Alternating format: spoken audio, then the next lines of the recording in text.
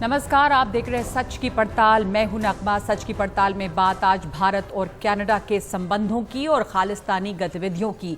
भारत और कनाडा के बीच संबंध दोस्ताना रहे हैं, लेकिन एक नई गिरावट देख रहे हैं।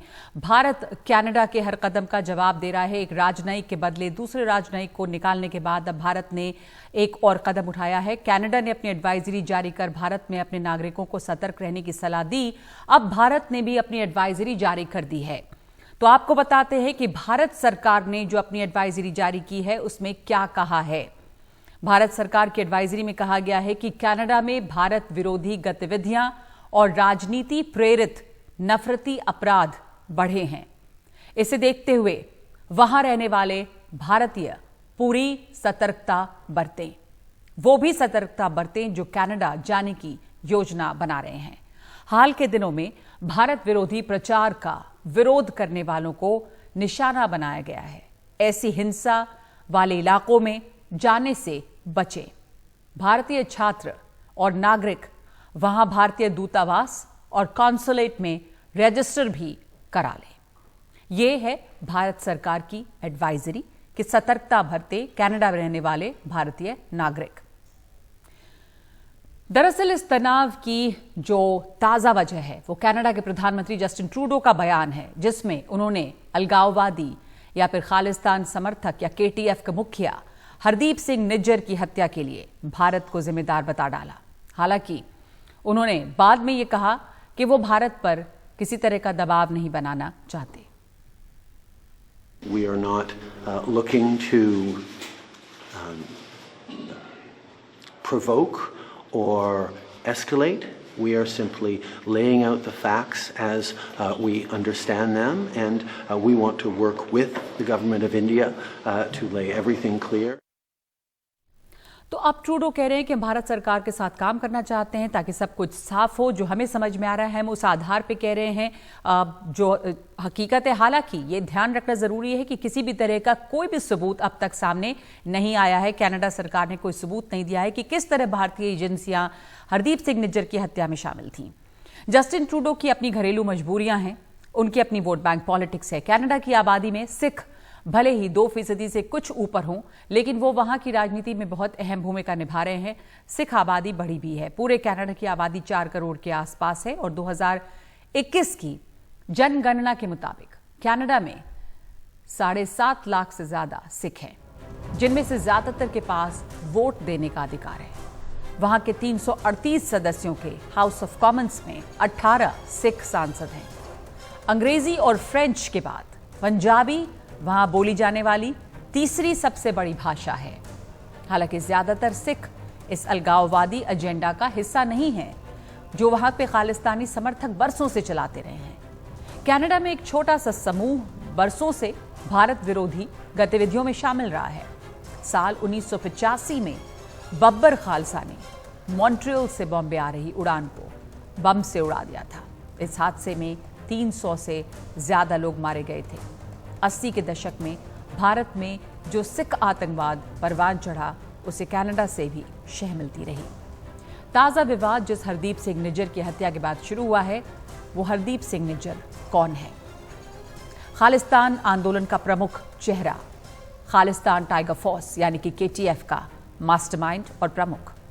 भारत ने केटीएफ को आतंकवादी संगठन माना है। केटीएफ पर भारत में आतंकी हमलों का आरोप है।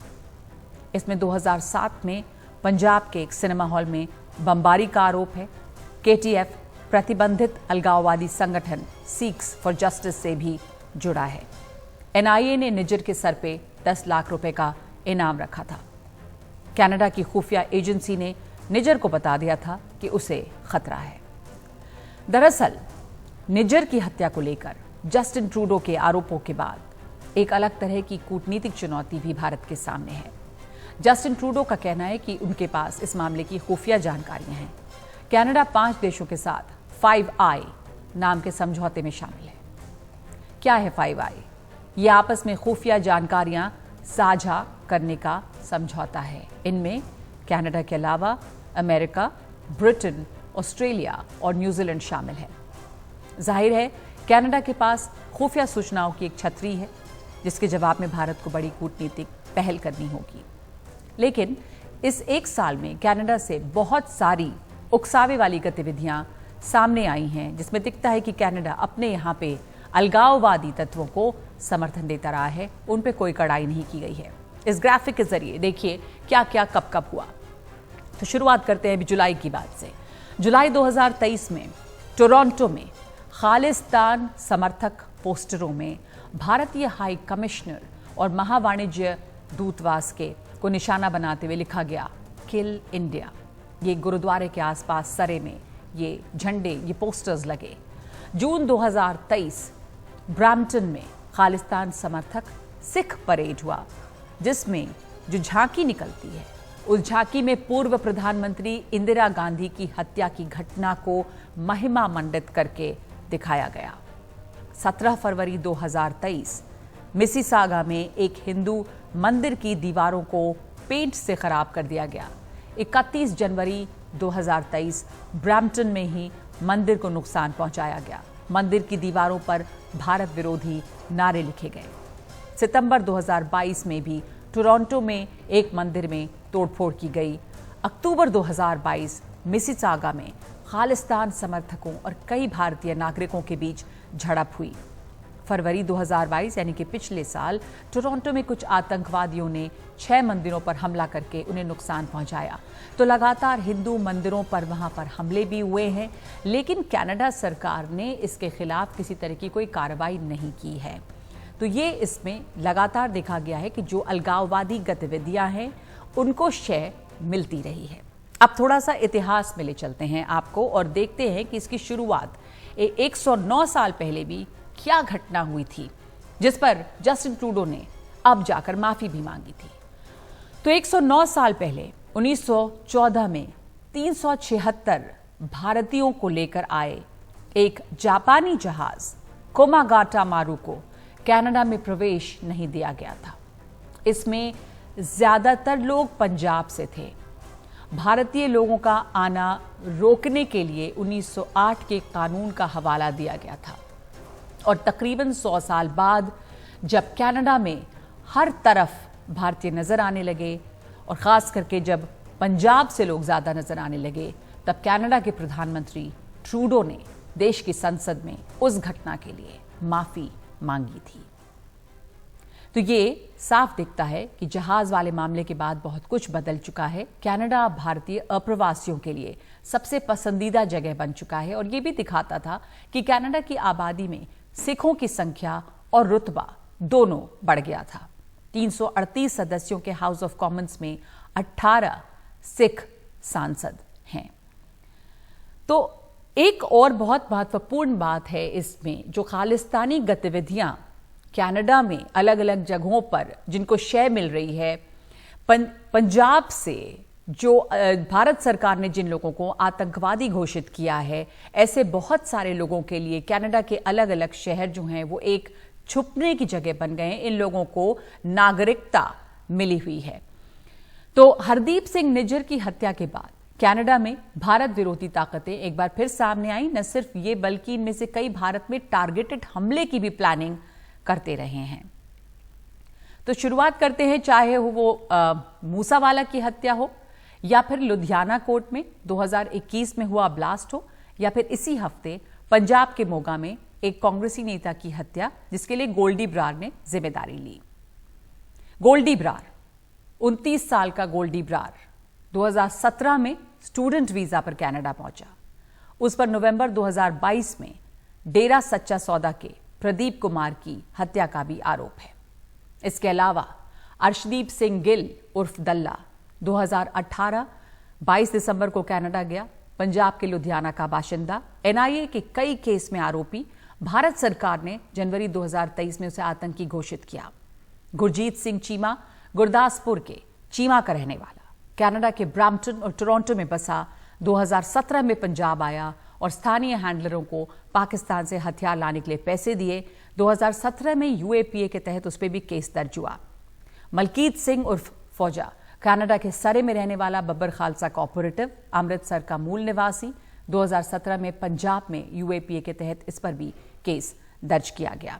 तो हम इससे ये देख रहे हैं कि लगातार कनाडा के जो अलग अलग शहर हैं वो इन लोगों के लिए एक छुपने की जगह बने हैं। हमारे साथ हमारे सहयोगी गजाली मौजूद हैं और गजाली लगातार इन इलाकों में और पंजाब से तमाम खबरें कवर करते रहे, रिपोर्ट करते रहे हैं।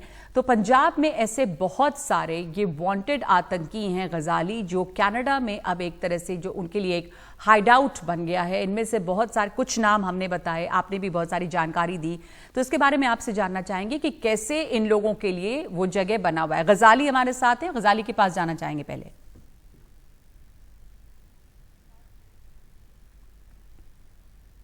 शशि गजाली हमारे साथ मौजूद हैं। गजाली, आप हमारे साथ शशिकांत जी मौजूद हैं, पूर्व डीजीपी पंजाब। गजाली के पास हम इसके बाद जाएंगे। शशिकांत जी, कुछ लोगों के हमने नाम अभी बताए जो पंजाब पुलिस हो, एनआईए हो, भारत सरकार द्वारा आतंकी घोषित किए गए, उनके लिए कैसे कनाडा जो है वो एक तरह से हाइड आउट बन गया है।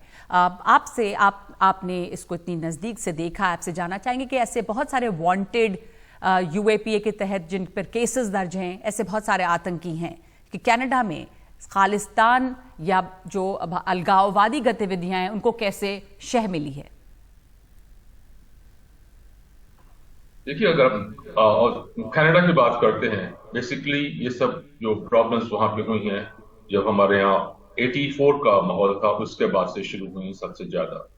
बहुत से लोग जो हैं वहां पहुंच गए थे किसी न किसी तरीके से। कुछ लोगों ने वहां पर जाके अपने पासपोर्ट फाड़ दिए और वहां पर सिटीजनशिप के लिए अप्लाई किया, पॉलिटिकल असाइलम के लिए इस्तेमाल किया, और इस प्रकार से होते होते आज की तारीख में, जैसे आपने कहा, करीब 21 लोग हैं जो कि कनाडा के अलग अलग इलाकों में वहां पर हैं, जैसे कि ब्रैम्पटन हो गया, ऑन्टारियो हो गया, ब्रिटिश कोलंबिया हो गया, इन सब जगहों। ये तो है इनमें, लेकिन कुछ लोग ऐसे भी हैं जो कि नॉन ड्रग स्मगलर्स हैं, जिनको कि भारत वापस लाने के लिए प्रक्रिया भी काफी समय से चल रही है। उसमें भी कैनेडियन गवर्नमेंट ने कोई सहयोग नहीं दिया था और आज तक उनमें से किसी का भी एक्स्ट्राडिशन सफलतापूर्वक नहीं हो सका। वही हालात इसमें है। मूसेवाला की मर्डर के बाद, चाहे वो गोल्डी ब्रार रहा हो, चाहे आर्शदल्ला है, चाहे एक जसप्रीत लंडा है, ये सब लोग जो है वहां पे हैं। और दुख की बात यह है कि इन पर लगातार रेड कॉर्डर नोटिस इश्यू हो चुके हैं इंटरपोल की ओर से, पर कनाडा के कान पे इसकी जू नहीं रेंग रही है। वो इसके बारे में कोई भी कार्रवाई करने के लिए तैयार नहीं। अब हम आते हैं आज की तारीख में। आज की तारीख में समस्या ये है कि कनाडा में जो है वहां पे एक माइनॉरिटी गवर्नमेंट है, जिनके पास पूरा वहां पे कोरम नहीं है। उनको एक और वहां की पॉलिटिकल पार्टी है, न्यू डेमोक्रेटिक पार्टी, वो उसको आउटसाइड सपोर्ट दे रही है, कोalition में नहीं है, आउटसाइड सपोर्ट दे रही है। और इन सब कारणों से हमारे ये ट्रूडो साहब जो हैं, लगता है कि he is bending backwards to please this particular group and act without realizing. वो ये रियलाइज नहीं कर रहे हैं कि जो कुछ वो कर रहे हैं बेसिकली वो एक पॉलिटिकल हाराकिरी है जी। और वहां वो पॉलिटिकल कंपल्शन तो है शशिकांत जी, पर आपसे ये भी जानना चाहेंगे कि जो इतिहास रहा है इस तरह की अलगाववादी गतिविधियों का, कनाडा में कैसे उसको शह मिलती रही है। आप कनिष्क बॉम्बे से ही देखें। पर एक छोटा सा ब्रेक ले रही हूं मैं सच की पड़ताल में, और मैं लौट के आऊंगी इस चर्चा पे।